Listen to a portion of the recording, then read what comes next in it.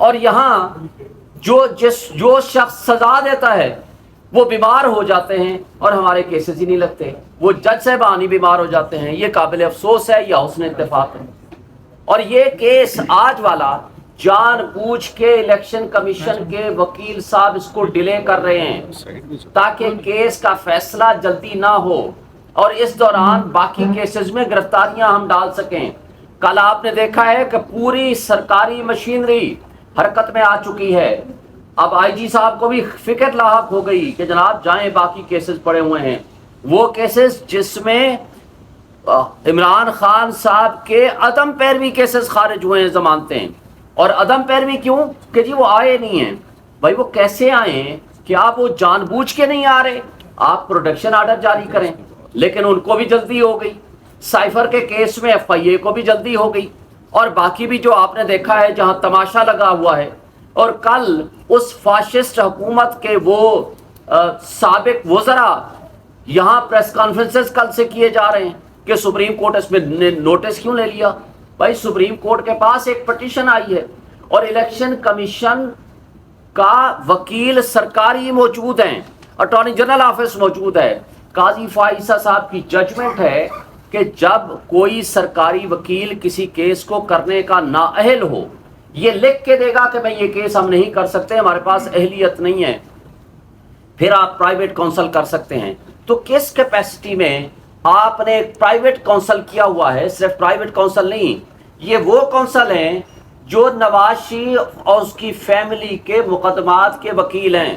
ان کو election commission کتنا impartial ہوگا، کتنا وہ ایک لحاظ سے غیر جانبدار ہوگا کہ وہ نواز شریف کی فیملی کا وکیل ہی ان کو پرائیویٹ وکیل ملا ہے جو آ کر کے یہاں مقدمہ لڑے، اور وہ مقدمہ جو 5 سے 10 منٹ اور آدھے گھنٹے کا کیس نہیں ہے، کیونکہ ضمانت دینے اور سینٹنس اور ججمنٹ کو سسپینڈ کرنے کے لیے بیسک صرف پرنسپلز دیکھے جاتے ہیں، اور یہاں تو پرنسپلز نہیں، سب کچھ غیر قانونی آپ کے سامنے نظر آ رہا ہے۔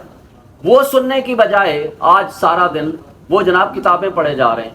چلو بھائی پڑھ لو تم یہ بھی، لیکن قابل افسوس بات یہ ہے کہ سپریم کورٹ کے حکم کو اسلام آباد ہائی کورٹ نہیں مانتا، اسلام آباد ہائی کورٹ کے حکم کو ڈسٹرکٹ اینڈ سیشن جج نہیں مانتی، اور ہم لوگ جو پچھلے 18 دن سے غیر آئینی اور غیر قانونی طور پر پابند سلاسل رکھا ہوا ہے کہ ایک دن کا بھی، ایک گھنٹے کا بھی حساب دینا پڑے گا کہ آپ لائف اینڈ لبرٹی کسی کی آپ کیسے خراب کر سکتے ہیں۔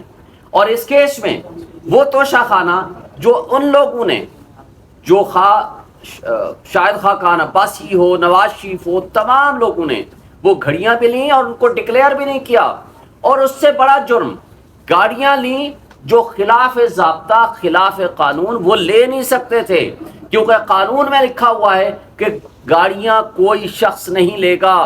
مریم نواز نے گاڑی لی، منصور اوان کا پروگرام آپ سب نے دیکھا ہے، ماشاءاللہ آپ سارے صحافی اور سوشل میڈیا کے دوست بیٹھے ہوئے ہیں، اور اس کے ساتھ زرداری صاحب نے 3 گاڑیاں لی، نواز شریف نے 1 گاڑی لی، یوسف رضا گیلانی نے 1 گاڑی لی جو کہ نہیں لے سکتے۔ نیب کا کیس بنا اور نیب کے لا کو ہی تبدیل کر کے وہ ریفرنس ختم ہو گیا، اور وہ کسی کورٹ میں نہیں پہنچا وہ کیس، اور جو مجرم تھے وہ بادشاہ بنا دیے گئے، جو مجرم تھے وہ مدعی بنا دیے گئے، اور جو مجرم تھے ان کے وکیل ہمارے خلاف وکیل ہیں الیکشن کمیشن کی طرف سے۔ یہ ہے الیکشن کمیشن کا کنڈکٹ اور اس کی امپارشلٹی، غیر جانبداری جو آپ سب دیکھ رہے ہیں۔ اب دوسری بات، آج دوسرے سبجیکٹ میں آپ آ رہا ہوں، اور ہمیں توقع اور امید ہے، ہم رول آف لا پہ بلیو کرتے ہیں، ہم آئین پہ بلیو کرتے ہیں، ہم عدالتوں کی طرف دیکھ رہے ہیں، یہ منصف ہی رول آف لا قائم کر کے اس ملک کو بچا سکتے ہیں۔ رول آف لا کے علاوہ دنیا میں کبھی کسی نے ترقی نہیں کی۔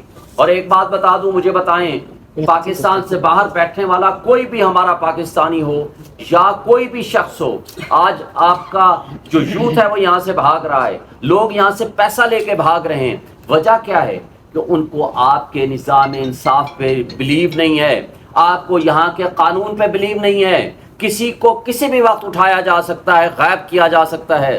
کدھر ہے آج عمران ریاض جو لا انفورسمنٹ ایجنسیز کے ہاتھوں سے غائب ہو گیا، اور ہزاروں کی تعداد میں لوگوں کو اٹھایا گیا جن کا پتہ ہی کوئی نہیں ہے۔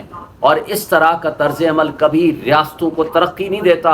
آج جتنی بے یقینی اور انسرٹینٹی ہے، اور روز آپ کا ڈالر بڑھ رہا ہے، روز آپ کا پیٹرول بڑھ رہا ہے، روز آپ کا بجلی کے یونٹ آپ کے بڑھ رہے ہیں، کیا غریب آدمی کو زندہ رہنے دینا ہے؟